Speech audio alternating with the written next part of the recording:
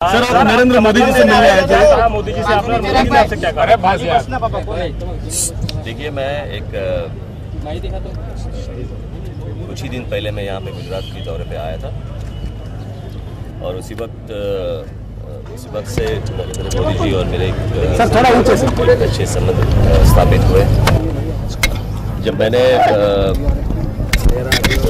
ये सारी जो चीज़ें चल रही थी उससे मैं जब मैं उनको मिला तब थोड़े से परेशान थे वो। लेकिन जिस दिन सुप्रीम कोर्ट का एक डिसीजन आने के बाद मैंने उनको फ़ोन किया, उनको बधाई दी, साथ ही साथ सर्टिफिकेट की ज़रूरत नहीं थी, वहाँ से अमेरिका से भी एक सर्टिफिकेट आ गया उनके लिए। तो इसलिए मैंने उनको फ़ोन किया था एक 5-6 दिन पहले बधाई देने के लिए, और मैंने उनको कहा था कि मैं आके मिलूँगा आपको। उसी दिन मुझे आना था जिस दिन उनका जन्मदिन था, लेकिन उस वक्त पता चला कि ये मोदी जी अनशन पे बैठे हैं। तो मैं बोला 3 दिन में कभी भी मैं जाके आके आपको मिल के आऊँगा मैं। बस उसी कारण मैं आज यहाँ पे आया हूँ, उनको मिला हूँ मैं और बधाई दी उनको। आज जी नरेंद्र जी का स्टेट मामला है, इसके बारे में आपका क्या विचार है? मतलब महाराष्ट्र में पूरे सद्भावना मिशन से आप क्या इस पूरे सद्भावना मिशन को किस तरह से देखते हैं राज्य?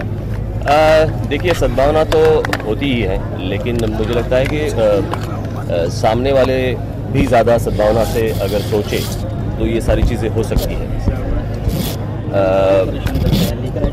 मुझे मालूम है कि आप में से बहुत सारे लोगों के दिमाग में ये चलता होगा कि सद्भावना और राज ठाकरे ये कैसा संभव है।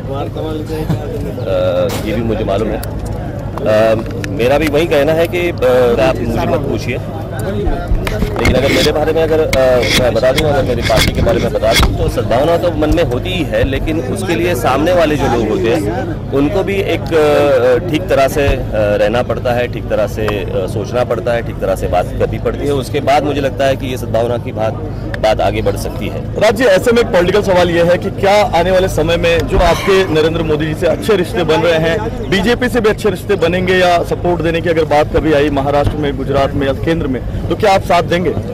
देखिए, मुझे लगता है कि मैंने लास्ट टाइम यहाँ पे आके मैंने कुछ कहा था कि राजनीति से भी आगे कुछ संबंध होते हैं और एक मित्रता होती है, एक सद्भावना होती है। वो एक मुझे लगता है कि हर एक चीज़ को अगर राजनीति की नज़रिए से देखें तो वो गलत है। लेकिन अगर प्रधानमंत्री जो है दावेदार हैं, वो प्रधानमंत्री पद के सबसे बड़े दावेदार के रूप में उभर रहे हैं, तो ये देखिए, नरेंद्र मोदी जी, मैंने उस वक्त यही कहा था, नरेंद्र मोदी जी अगर प्रधानमंत्री बनते हैं तो बहुत खुशी की बात है, वो प्रधानमंत्री बन सकता है। तो मैंने उस वक्त यही कहा था कि फिर नरेंद्र मोदी क्यों नहीं, अगर वो बन सकते हैं तो ये बड़ी खुशी की बात है। सर, एक सवाल, आपका स्टाइल जो है वो बड़ा एग्रेसिव माना जाता है, आप भाषण में एकदम कहते हैं कि आग उगलते हैं आप, बाल साहब ठाकरे की तरह। दूसरा, नरेंद्र मोदी को भी देश में ऐसे नेता के तौर पर जाना जाता है, जो एक अंदाज है उनका। पहला भाषण दिया 9 साल बाद, गुजरात दंगों के बाद पहला भाषण था, बहुत मन का गुबार निकाला। आपने सुना होगा कि किस तरह से उन्होंने कहा कि मेरे विरोधी मुझ पर हमला बोलते रहे और मैं झेलते रहा, 9 साल तक मैं पत्थरों से पुल बनाता रहा। आपको लगता है कि उनका पूरा गुबार मन का निकल गया, अभी कुछ निकलना बाकी है? नहीं, ऐसी नहीं है। आप अगर भड़काते रहेंगे तो ये तो बार बार होते ही रहेगा ना। मुझे लगता है कि आप सवाल अगर इन चीज़ों के बारे में अगर कम पूछें या उनके किसी के भी ऊपर अगर इस तरह के एलिगेशंस होते रहेंगे तो ये कभी खत्म होने वाली बात नहीं है। लेकिन विरोधी जो कहते हैं, हम तो बाद में कहते हैं, विरोधी पहले कहते हैं कि ये सब दिखावा कर रहे हैं, केवल वो नहीं। देखिए, विरोधी जो होते हैं उनका विरोध करना काम ही होता है, तो उनकी सोच क्या है उसके ऊपर मैं थोड़ी कुछ बोल सकता हूँ। सर, सवाल ये सर कि लोकसभा चुनाव में आप अपनी सीटें लड़ेंगे, महाराष्ट्र में ज्यादा से ज्यादा सीटें आपकी आएंगी, और अगर ऐसा गणित बना कि नरेंद्र मोदी प्रधानमंत्री पद पर जा रहे हैं तो क्या आप उनको सपोर्ट करेंगे? जी बिल्कुल करूँगा, क्यों नहीं करूँगा। मैंने यही कहा ना कि नरेंद्र मोदी जी हो या नरेंद्र मोदी जी जैसे काम करने वाला कोई और शख्स हो, अगर आज की अगर देश की स्थिति अगर देखी जाए तो हजारों करोड़ का आज भ्रष्टाचार जिस तरह से आज पूरे देश में हो रहा है, उसके लिए एक अच्छे कैप्टन की ज़रूरत है, अच्छे लीडर की ज़रूरत है इस देश को चलाने के लिए। सर आतंकवादी लगातार हमला कर रहे हैं, एक के बाद एक हमले। सरकार बार बार कहती है हम कंट्रोल कर लेंगे, हम कंट्रोल कर लेंगे। मुझे लगता है कि मैं जिस चीज़ के लिए यहाँ पे आया हूँ उसी चीज़ पर मोदी जी ने यही कहा कि जरूरत है सख्ती की है। इस देश में सवालों की कोई कमी नहीं है। कांग्रेस ने नरेंद्र मोदी के सामने एक अनशन शुरू कर दिया। शंकर सिंह वाघेला ने, जो उनके बहुत अच्छे क्लोज फ्रेंड मेंटर बताए जाते हैं, उस पर क्या टिप्पणी करेंगे आप? अभी क्या फैशन चल रहा है अनशन का? अभी अन्ना हजारे का हुआ, लेकिन नरेंद्र मोदी जी का अनशन एक अलग चीज़ है। उन्होंने एक तो यानी किसी चीज़ की डिमांड करते वक्त अनशन नहीं किया, और बाकी चीज़ें तो अनशन करने की दूसरे लोगों की तो क्या बताएं उसके। इन्होंने किया, मोदी जी ने किया इसलिए वो कर रहे हैं, और उसने किया इसलिए और कोई कर रहा है। मुझे लगता है कि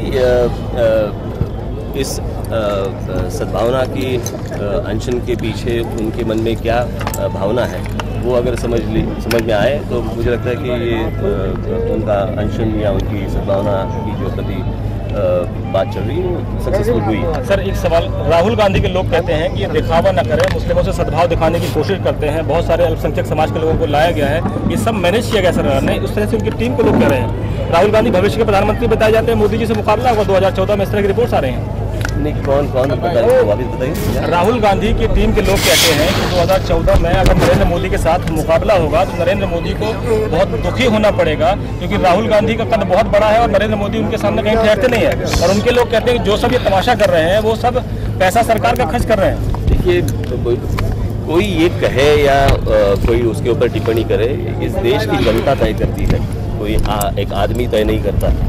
तो मुझे लगता है कि जनता ये तय कर लेगी कि कौन बड़ा है और कौन छोटा है। उपवास में जिस तरह से सरकारी खर्च हुआ है, ओके सर, खर्च तो होते ही रहते हैं। खर्च किया है, भ्रष्टाचार नहीं किया ना। आभारी राजभा, आभारी, थैंक यू।